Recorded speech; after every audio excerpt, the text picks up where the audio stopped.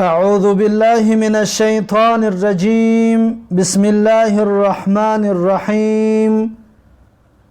الحمد لله، الصلاة والسلام على رسول الله، ثم أما بعد. السلام علیکم و رحمت الله و برکاته. شنوندگان محترم، الحمدلله که ما و شما 8 درس از کتاب العربیة بین یدیک گرفتیم و امروز بنده میخواهم برای شما درسی 9 را از کتاب العربیة بین یدیک پیشنهاد بکنم. پس هر کسی که در پیشش کتاب دارد صحیفه 32 را از کتاب العربیة بین یدیک بکشاید و کسانی که این ویدیو را تماشا میکنند پس بنگرید و اهمیت بدید که ما کجا را میخوانیم و چطور ترجمه میکنیم.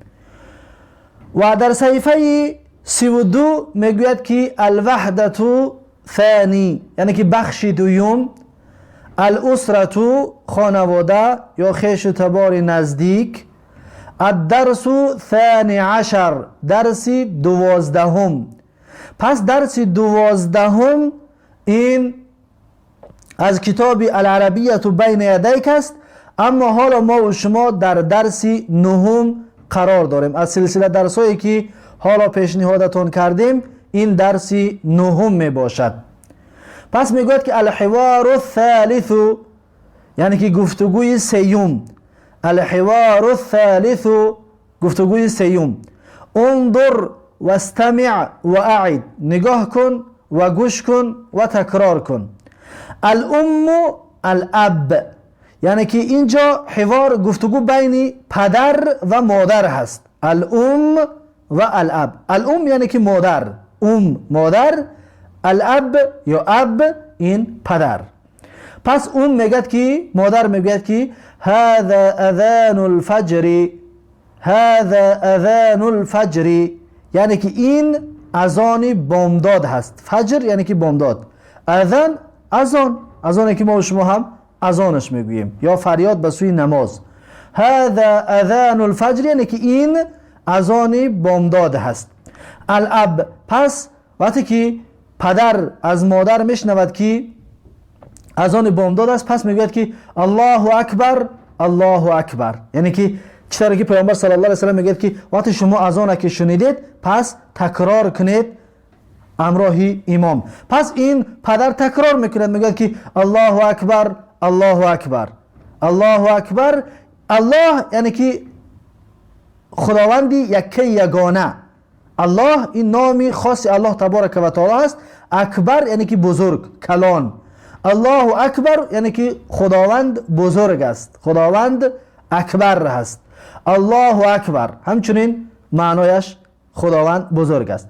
پس پدر میگوید که این الاولاد، این الاولاد یعنی که کجاست فرزندها. اولاد یعنی که فرزندها. ولد یک فرزند، کودک یا پسر. اولاد جمعش یعنی که بچه ها یا فرزندها. این الاولاد کجاست فرزندها.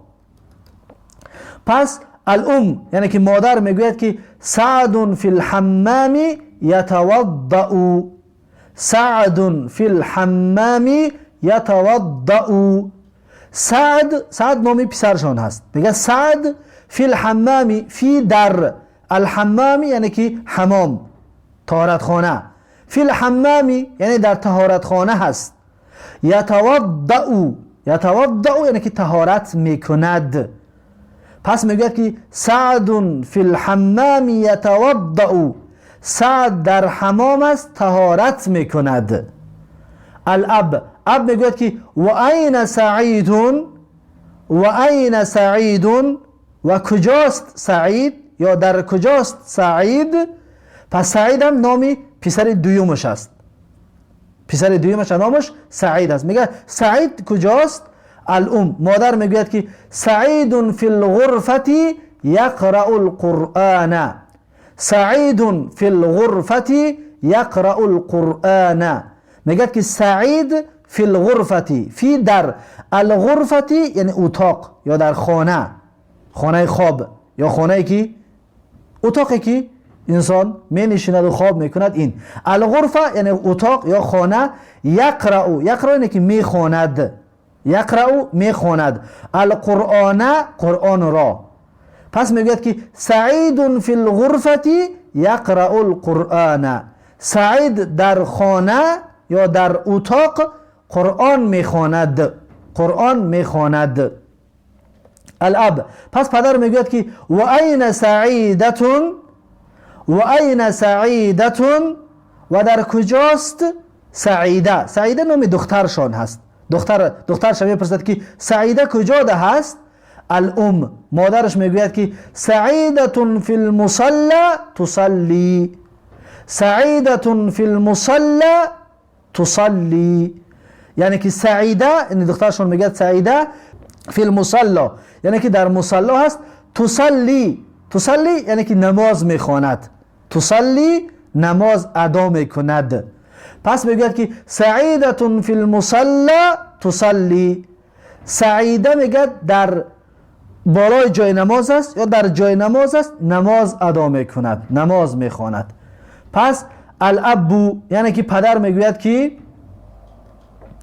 این المعطف، این المعطف یعنی که در کجاست معطف. معطف یعنی که بالا پوش میشود، معطف میشود معطف، هر دوشم یک معنا دارد، معطف یا معطف.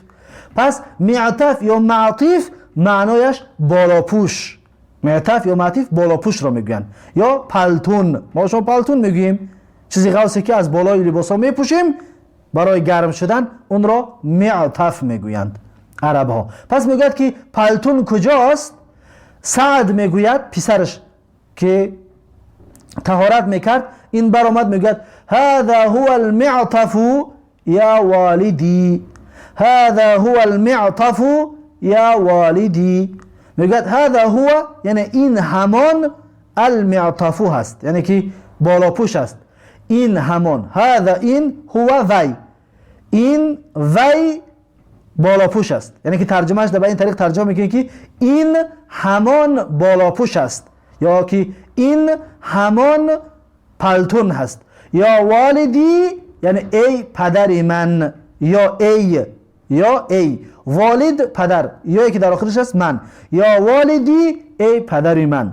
الاب پس پدرش میگوید که و این النضارة، و این النضارة و در کجاست عینک. نضاره عینک را میگوین یا اچکی میگوییم، عینک یا اچکی. و این النضاره و در کجاست عینک. سعید میگوید که این سعید قرآن میخوند، میگوید که هذه هی النضاره یا والدی، هذه هی النضاره یا والدی. هذه هی یعنی این همان، النضاره یعنی که عینک است، این همان عینک است. یا والدی ای پدر من، یا والدی ای پدر من. الاب پدر میگوید که هیا بینا الی المسجدی. هیا بینا، هیا معنیش بیا میشود، هیا بیا، بینا یعنی بی با، نا ما، بینا با ما. هیا بینا معنیش که بیا با ما. پس در جمعیت هر دی کلمه رو، هر دو شکل هیا بینا رو میگیم که بیرویم، به این طریق ترجمهش میکنیم بیرویم. هیا بینا بیرویم الی المسجد، با سوی مسجد یا به طرف مسجد. الا با یا به سوی، با یا به سوی المسجد مسجد یعنی که عبادتگاه. الی المسجد به مسجد یا به سوی مسجد. پس میگوید که هیا بینا الی المسجد، بیا با ما یا بیرویم به سوی مسجد، بیا با ما بیرویم به سوی مسجد. پس سعد و سعید میگوید که هیا بینا یعنی که برویم، بیا با ما برویم. هیا بینا بیا برویم. سعد و سعید پسرش هم همچنین سخن پدرشون را تکرار میکند که برویم به سوی مسجد.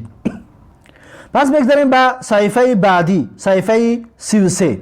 در صحیفه 33 میگوید که الوحدة الثانی یعنی که بخش دوم، الاسرة خانواده یا خیش و تبار نزدیک. الدرس ثانی عشر درسی 12. حالا ما و شما از کتاب العربیة بین یدیک در درسی 12 قرار داریم، اما از کتاب العربیة بین از درسایی که ما و شما پیشنهاد کرده ایستادیم این درسی 9 می باشد. پس میگوید که المفردات، مفردات واژه ها یا کلمه ها، العرض پیشنهاد کردن یا تقدیم کردن، انظر واستمع و اعد نگاه کن و گوش کن و تکرار کن. پس این کلمه ها را میگوید که نگاه کن و گوش کن و تکرار کن. پس یکم کلمه میگوید مسجد، مسجد، مسجد. پس مسجد، مسجد عبادتگاه. مصلا، مصلا، مصلا یعنی جای نمازگذاری یا جای نماز. مصلا جای نمازگذاری یا که جای نماز.